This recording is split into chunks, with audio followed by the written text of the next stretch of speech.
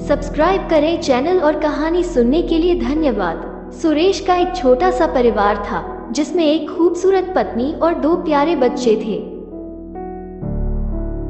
उसकी पत्नी और बच्चे हर हाल में खुश थे, लेकिन सुरेश उन्हें जिंदगी के सारे ऐशो आराम देना चाहता था और इसके लिए वो प्रतिदिन 16 घंटे से भी अधिक काम किया करता था।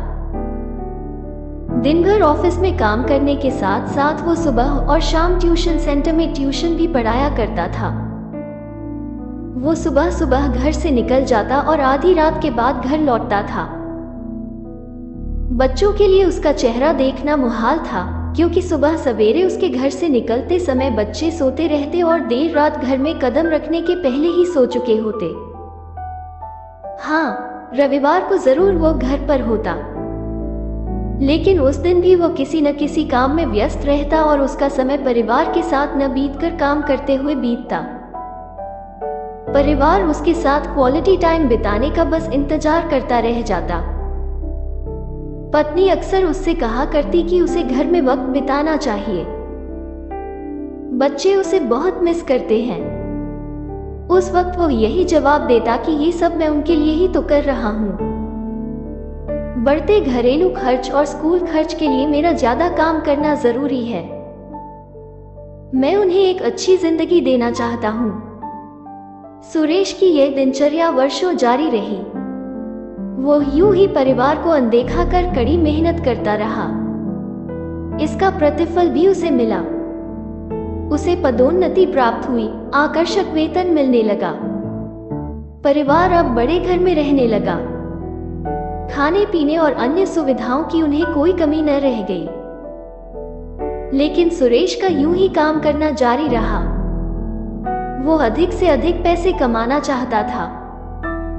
पत्नी पूछती कि आप पैसे के पीछे क्यों भाग रहे हैं?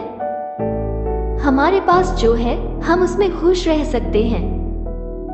तो उसका जवाब होता कि मैं तुम्हें और बच्चों को दुनिया जहां की खुशियां देना चाहता हूं। बस कुछ साल और मुझे मेहनत करने दो। पत्नी चुप हो जाती। 2 साल और बीते।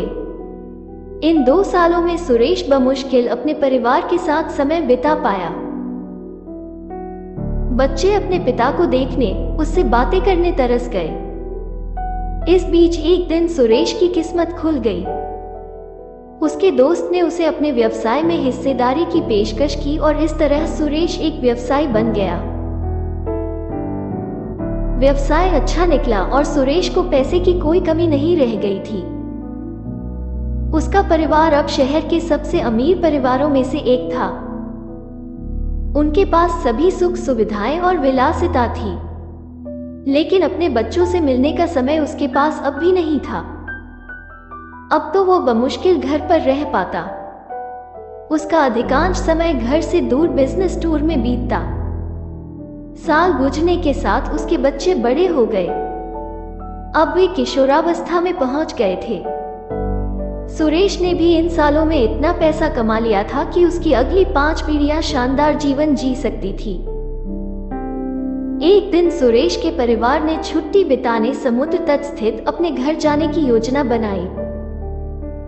बेटी ने उससे पूछा, पापा, क्या आप एक दिन हमारे साथ बिताएंगे? सुरेश ने जवाब दिया, हाँ जरूर। कल तुम लोग जाओ। मैं कुछ काम निपटाकर 2 दिन में वहां पहुंचता हूं। उसके बाद का मेरा पूरा समय तुम लोगों का है। पूरा परिवार बहुत खुश हो गया। वे समुद्र तट स्थित अपने घर पर चले गए। 2 दिन बाद सुरेश वहां पहुंचा, लेकिन उस दिन उसके साथ समय बिताने कोई नहीं था।